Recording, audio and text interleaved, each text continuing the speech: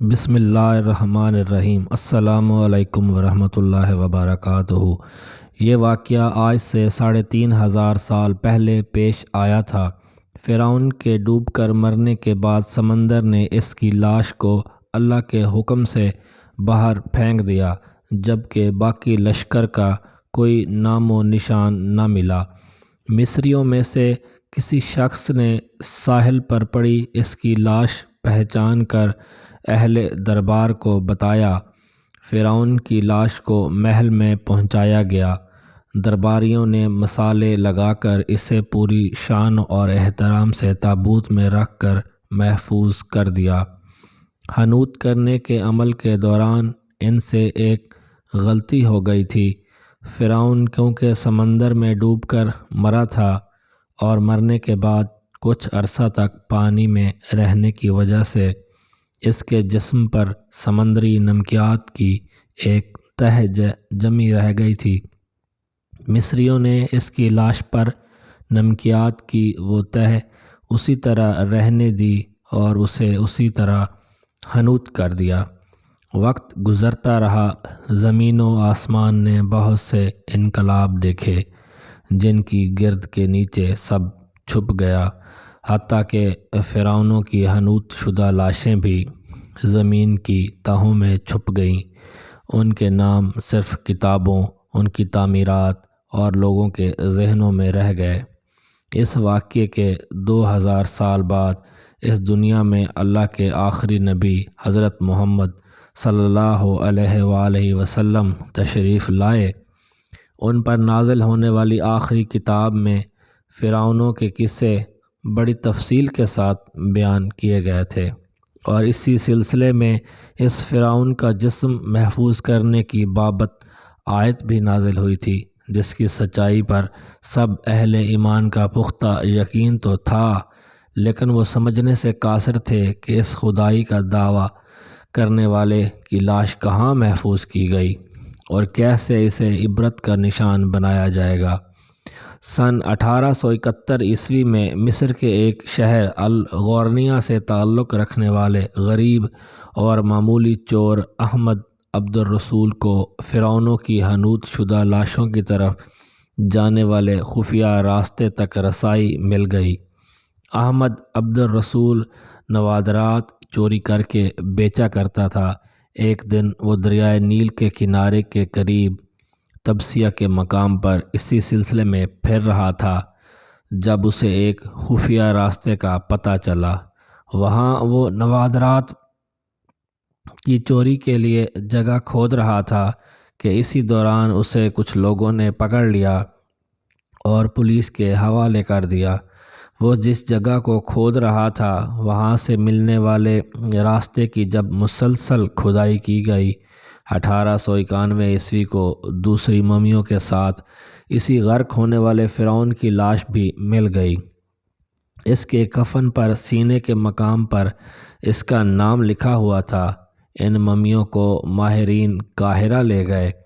جب ان ممیوں کا تفصیل سے جائزہ لیا گیا تو فرعون والی ممی پر جمی نمکیات کی تہ سے تصدیق ہو گئی کہ یہ وہی فرعون ہے جسے اللہ نے پانی میں غرق کر کے بدترین انجام سے ہمکنار کیا تھا۔ یہ بہت بڑا واقعہ تھا۔ اس کی تصدیق کے لیے دنیا بھر کے ماہرین، آثار قدیمہ اور سائنسدان مصر کی طرف امڑ پڑے۔ مختلف سائنسی ٹیسٹ کرنے کے بعد دنیا بھر کے سائنسدانوں نے تصدیق کر دی کہ دوسری سب لاشوں کی نسبت صرف فرعون کی لاش پر ہی سمندری نمکیات کی تہ جمی ہوئی تھی۔ اس تصدیق کے بعد اسے فرعون کی لاش قرار دے کر عجائب گھر میں محفوظ کر دیا گیا۔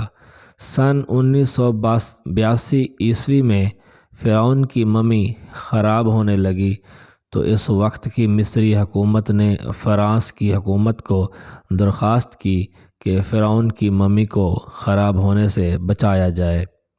نیز جدید سائنسی ذرائع سے اس کی موت کی وجہ بھی معلوم کی جائے۔ چنانچہ مصری اور فرانسیسی حکومت نے مل کر ممی کو فرانس لے جانے کا انتظام کیا۔ جب فرعون کی لاش کو فرانس پہنچایا گیا تو ایئرپورٹ پر اس دور کے فرانسیسی صدر بذات خود حکومت کے اعلیٰ عہدیداروں، تمام وزراء اور فوج کے افسران کے ساتھ استقبال کے لیے موجود تھے۔ فرعون کی لاش کا استقبال کسی عظیم زندہ بادشاہ کی طرح کیا گیا۔ فوجی دستوں نے سلامی دی۔ فرعون کی ممی کو ماہر ڈاکٹروں کی ٹیم کے حوالے کیا گیا۔ اس ٹیم کی سربراہی ڈاکٹر مورس بوکائے نے کی تھی۔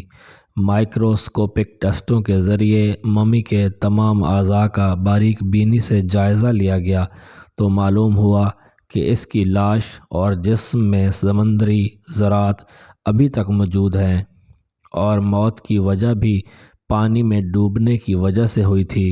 ایک بادشاہ کی موت پانی میں ڈوبنے کی وجہ سے ہو، یہ ڈاکٹر مورس کے لیے حیرت کی بات تھی۔ اس نے اس ممی کے بارے مزید جاننے کی کوشش کی تو اسے معلوم ہوا کہ اس بادشاہ کی موت کے حالات مسلمانوں کے نبی حضرت محمد صلی اللہ علیہ وآلہ وسلم پر اتری کتاب قرآن پاک میں تفصیل سے درج ہیں۔ اسے علم تھا کہ جہاں سے یہ لاش ملی ہے وہ ایک اسلامی ملک ہے، چنانچہ تجسس کے ہاتھوں مجبور ہو کر وہ مصر پہنچا۔ وہ ایک سائنسدان تھا۔ اس نے اس معاملے میں مصر کے ہی ایک سائنسدان سے ملاقات کی۔ اس سائنسدان نے قرآن پاک کھول کر اسے سورہ یونس کی آیات 90 تا 92 کا ترجمہ لفظ بہ لفظ سنایا۔ فرعون کا خدائی کا دعویٰ، اس کا پانی میں ڈوب کر مرنا اور پھر پانی سے نکال کر اس کی لاش کا ہنود ہو جانا، اور پھر دوبارہ لاش کا ملنا، اور پھر اس کی لاش کو جدید سائنسی دور میں دوبارہ محفوظ کیا جانا، سب کا اشارہ ایک جانب تھا اور بہت واضح تھا: تجھے بعد میں آنے والوں کے لیے عبرت کا نشان بنا دوں گا۔ فرعون کی لاش ایسے محفوظ کر کے دنیا کے سامنے لا کر رکھ دی گئی ہے کہ انٹرنیٹ کی ایک کلک پر رسائل و جرائد پر، ٹی وی چینلز پر اور عجائب گھر میں اربوں انسانوں کی آنکھوں کے سامنے کری اور پچکی گال ترس حالت میں موجود ہے، قابل ترس حالت میں موجود ہے، عبرت کے لیے، سوچنے کے لیے کہ عبادت کے لائق اور ہمیشہ رہنے والا وہی ہے جو سب کا خالق اور رازق ہے۔ ڈاکٹر مورس نے آیات کا ترجمہ سنا تو اسی وقت پکار اٹھا، قرآن سچا ہے، کلمہ پڑھا اور مسلمان ہو گیا۔ اگر ویڈیو اچھی لگے تو لائک کر دیں اور چینل کو سبسکرائب